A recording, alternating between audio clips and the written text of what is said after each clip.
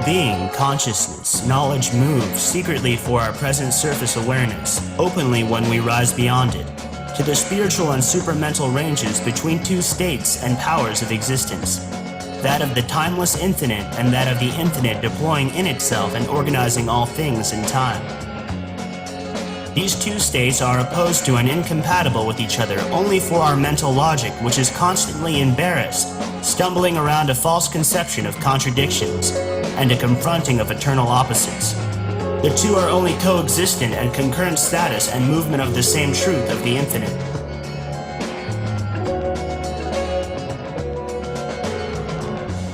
The symbolism in Assassin's Creed 2 is dramatic to say the least. The character you play as is named Enzia, which very cleverly conceals the word Zion.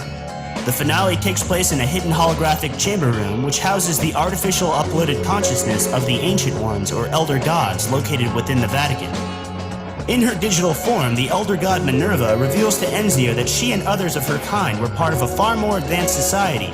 Eventually, the two races went to war against one another, soon halted by a natural celestial catastrophe involving a massive solar flare which resulted in the destruction of most life on Earth.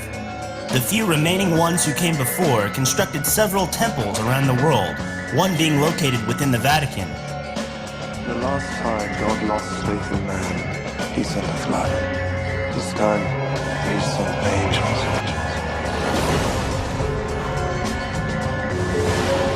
In the film The Box, starring Frank Langella, who many will remember as the Luciferian book collector and opener of the Ninth Gate, now plays Arlington Stewart, a name which implies someone who manages property or affairs for someone else. In The Box he does just that, but he declares that his employers are those who control the light, another nod to Lucifer.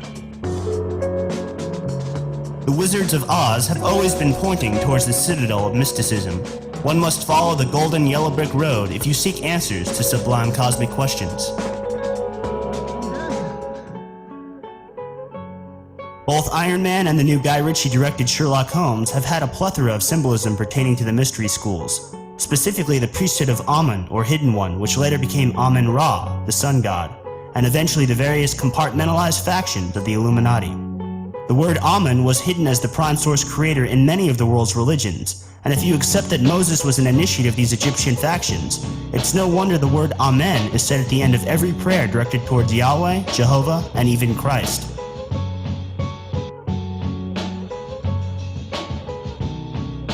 Our memories are very confused. There is even much doubt as to where they began, for at times we feel appalling vistas of years stretching beyond us, while at other times it seems as if the present moment were an isolated point in a gray formless infinity.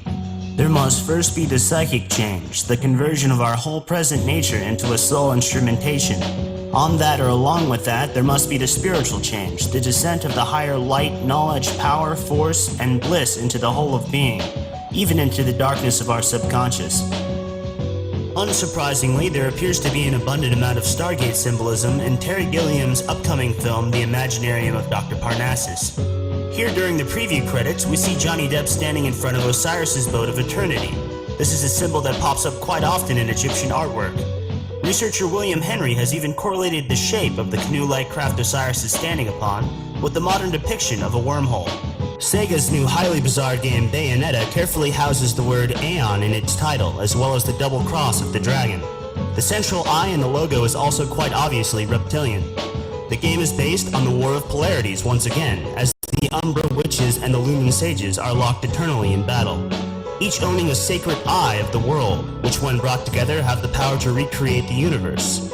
You play as an Umbra Witch who slays all of the angels of heaven with comical glee, and you even end up destroying the creator god named Jubileus by throwing her into the heart of the sun. The term Aten was used to designate a disk, UFO, flying saucer, what have you. And since the sun was a disk, gradually it became associated with solar deities. Consequently, Aten expresses indirectly the life-giving force of light. The full title of Akhenaten's god was Ra Horus. There must take place as the crowning movement, the ascent into the supermind and transforming descent of the supermental consciousness into our entire being and nature. Stars. Oh my God. God? You think God survived? He's dead along with the rest of humanity. There's no law, no order, no good or evil, just us. You think that You're going to be the one to judge me? You want to take a shot at it? You know what? I just might. You are suffering, son.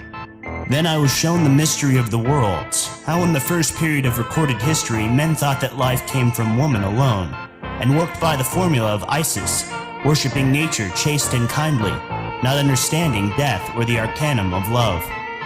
So when the time was ripe, appeared the brethren of the formula of Osiris, whose word is Io, so that men worshipped man, thinking him subject to death, and his victory depended upon resurrection. Even so conceived they of the Son as slain and reborn with every day and every year. Now this great formula being fulfilled and turned into abomination, this lion came forth to proclaim the aeon of Horus, the crowned and conquering child who dieth not, nor is reborn, but goeth radiant ever upon his way. Even so goeth the sun. For it is now known that night is but the shadow of the earth, so death is but the shadow of the body, that veileth his light from its bearer.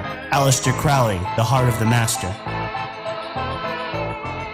You have to let go of your petty concept of reality. That's just baggage from the old world, and we both know that didn't work out very well, now did it? They fucked up our planet.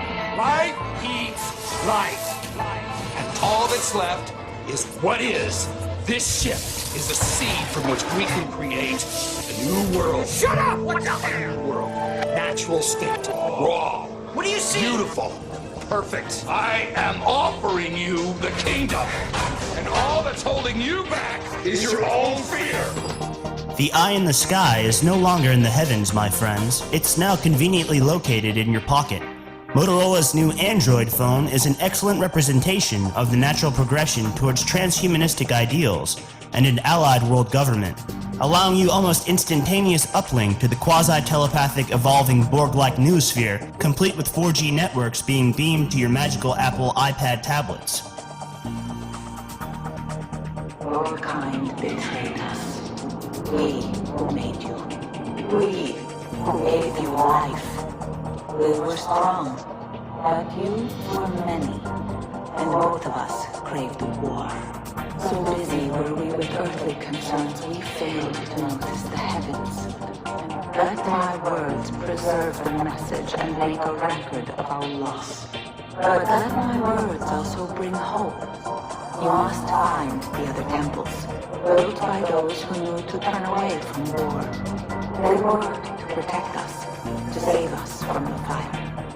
If you can find them, if their work can be saved, so too might this world. It is becoming much more difficult to deny the fact that we are indeed entering into a new eon.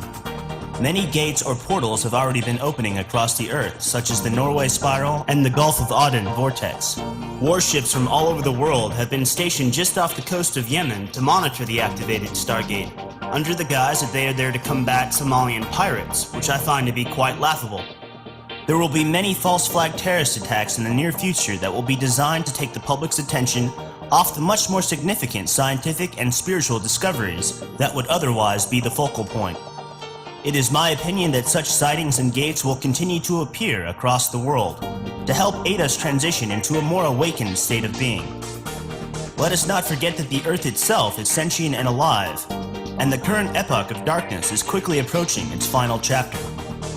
Engage the seed of the soul, seek the mysteries without fear, for there is no law but the law of love, love under will. May you live in interesting times, the psychedelic merging of the temple within and the temple without.